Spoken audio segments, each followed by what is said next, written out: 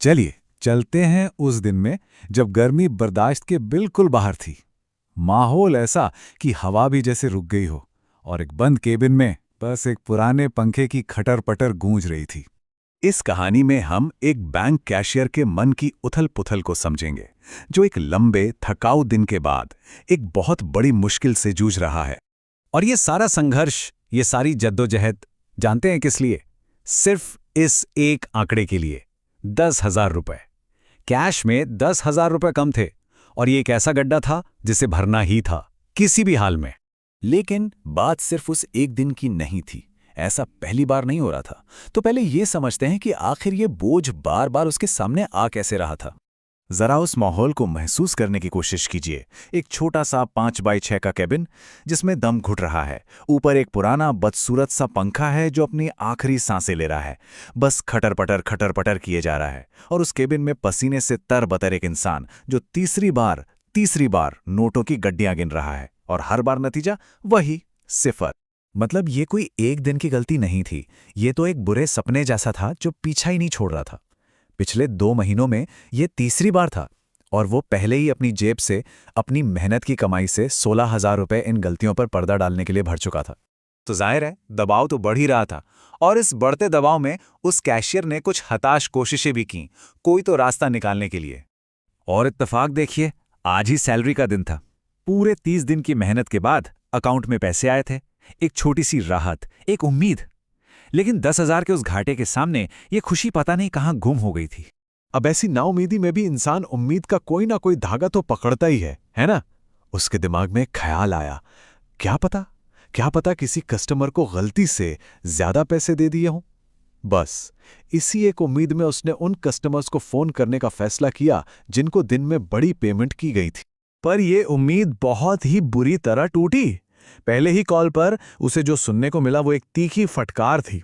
और मजे की बात यह कि ये वही साहब थे जो कुछ घंटे पहले जल्दी पैसे देने के लिए गिड़गिड़ा रहे थे।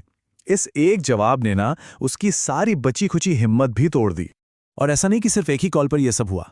एक के बाद एक जितने भी फोन किए, लगभग हर जगह से यही जवाब मिला। अब तो उसकी लाचारी और भी बढ़ गई थी और मन में बस एक कड़वाहट सी भर गई थी। वो इन्हीं सब ख्यालों में डूबा हुआ था कि तभी उसके बॉस की आवाज ने उसके विचारों की लड़ी तोड़ दी। और अब उसके सामने एक बहुत मुश्किल फैसला लेने का वक्त आ गया था। अब दिमाग में बस एक ही सवाल घूम रहा था, क्या साहब को बता दूं? क्या सब कुछ सच सच बोल दूं? ये जानते हुए भी कि पिछली बार कितनी बड़ी वार्निंग मिली थी। दिमाग के अंदर मानो एक जंग चल रही थी। एक तरफ था सच का रास्ता, जिसका मतलब था मेमो, चार्जशीट, इंक्वायरी और न जाने क्या क्या। और दूसरी तरफ थी चुप्पी। मतलब नौकरी बच जाएगी, परिवार की जिम्मेदारियां पूरी होती रहेंगी। हाँ, अपनी जेब से पैसे भरने पड़ेंगे, थोड़े खर्चे कम करने पड़ेंगे, लेकिन नौकरी तो रहेगी। और आखिरकार फैसला हो गया। उसके पास था ही क्या इस नौकरी के अलावा? यही तो उसकी कुल जमा पूंजी थी, उसका एकमात्र सहारा। तो अपने परिवार के लिए, अपनी रोजमर्रा की जरूरतों के लिए उसने चुप रहने का फैसला किया। और फिर कहानी अपने आखिरी पड़ाव पर आती है, जहां हम एक खामोश और दिल तोड़ देने वाले समाधान को देखते हैं।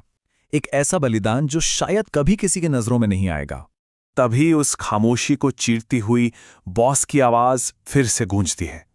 और ये आवाज एक आखिरी धक्के की तरह काम करती है। अब सोचने का और वक्त बर्बाद करने का कोई मतलब नहीं था। और फिर उसने सोचना बंद कर दिया। दिमाग जैसे सुन्न हो गया था।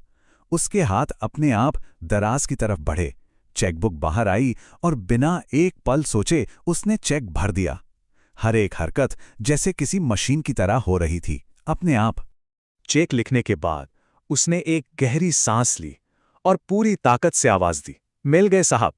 एक झूठा आत्मविश्वास, क्योंकि उसी पल उसकी आंखों से 2 आंसू चुपचाप गालों पर लुढ़क आए थे। बस ये 2 शब्द और वो 2 आंसू उसकी पूरी कहानी कह गए। तो ये कहानी हमें एक बहुत बड़े सवाल के साथ छोड़ जाती है। इस कैशियर की तरह रोज की भागदौड़ में न जाने ऐसे कितने ही खामोश बलिदान दिए जाते हैं, जिनके बारे में ना कोई जानता है और ना ही शायद कभी जान पाएगा।